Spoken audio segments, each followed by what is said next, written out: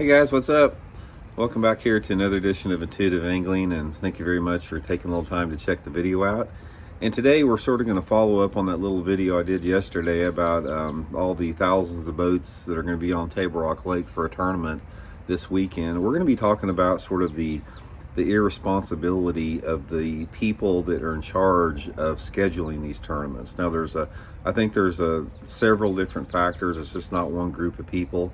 So we're going to point that out and really talk about how their inaction and their action is really harming our fisheries now and specifically down in the future here. So get into that a little bit.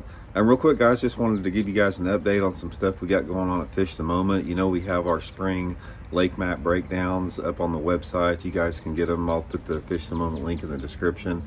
And also, if we don't have a lake on the list that you're looking for, we can do a one-on-one virtual lesson with you guys and go over the lake that you want to learn more about. So I'll put the Fish the Moment link, and you guys can check that out. Much appreciated.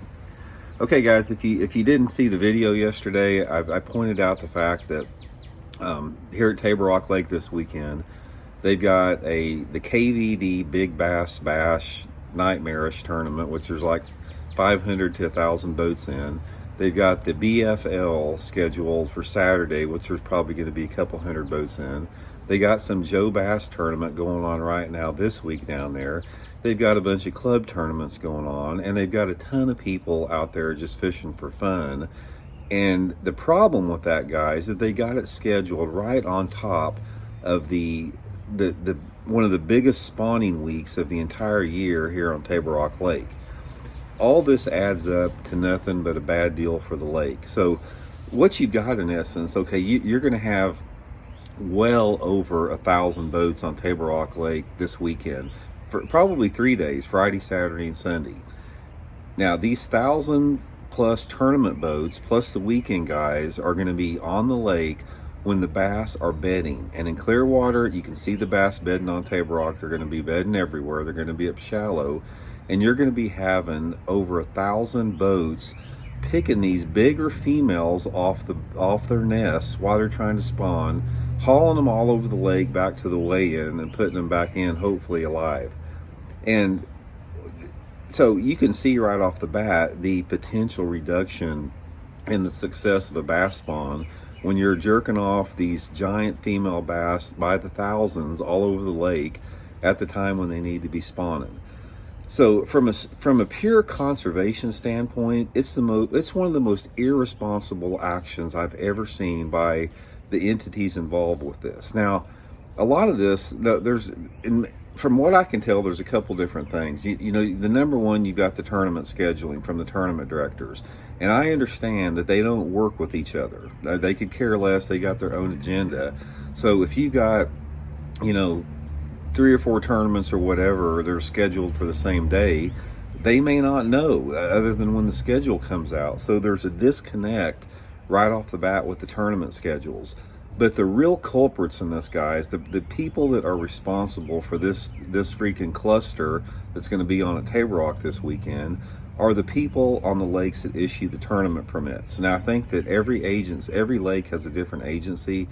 I'm not even sure who does it, within Table Rock Lake. It's got to be a combination of the Corps of Engineers, some type of lake management, I don't know, state, wildlife departments, the Chamber of Commerce. I don't know who it is. It's probably different on every one.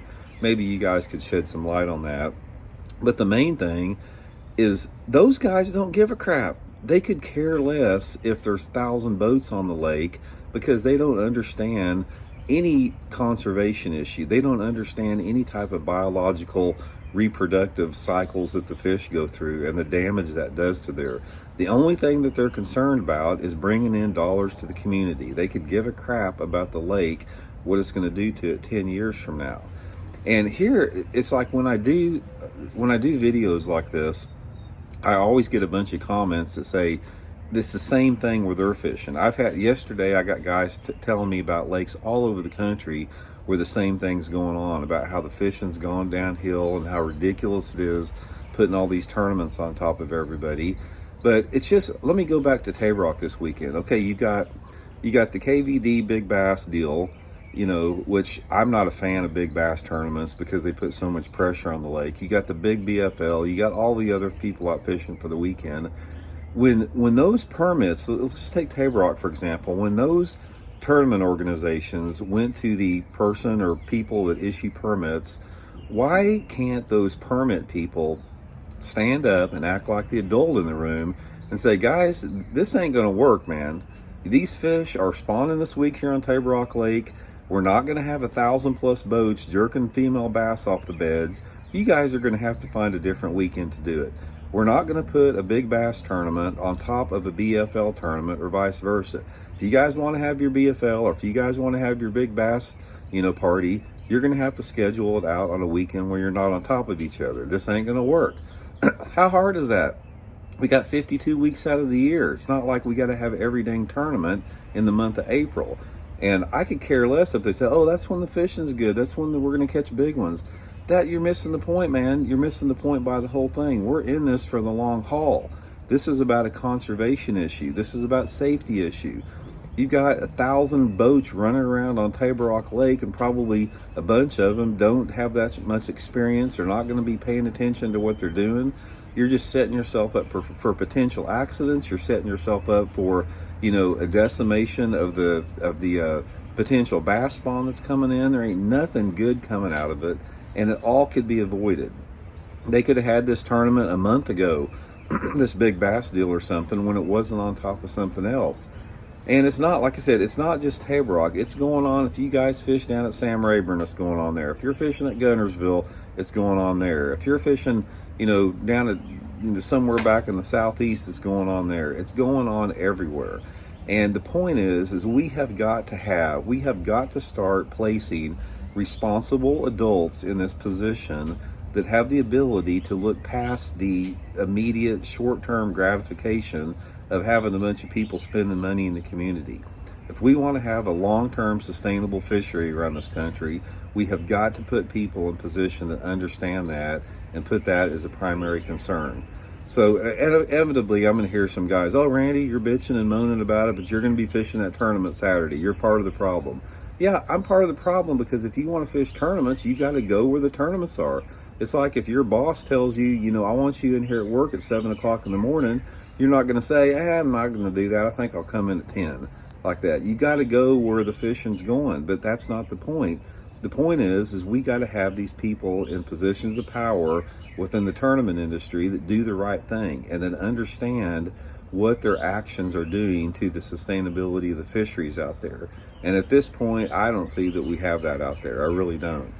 I use Table Rock and Grand Lake as an example because Grand Lake and Table Rock are two of the worst lakes in the country for it. I mean, I guarantee the people that issue permits at Grand Lake or the Chamber of Commerce, if you wanted to have 200 bass tournaments on the lake on one Saturday, they'd say, yeah, bring them on, more the merrier. But they just don't get it. So anyway, guys, let me know what you think about that, and let me know if there's anybody out there that knows who those people are that are issuing those permits and making all this happen.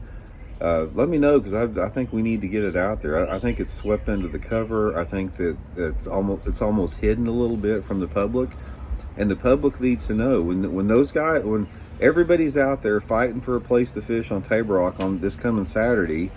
There needs to be a person you can point your finger at and say that's because this dude right here scheduled everything on top of each other. So anyway, guys, let me know. Like I said, it's a bad deal for everybody. It's a bad deal for the anglers. It's a bad deal for the fish. It's a bad deal for everything all the way around. So we'll talk later.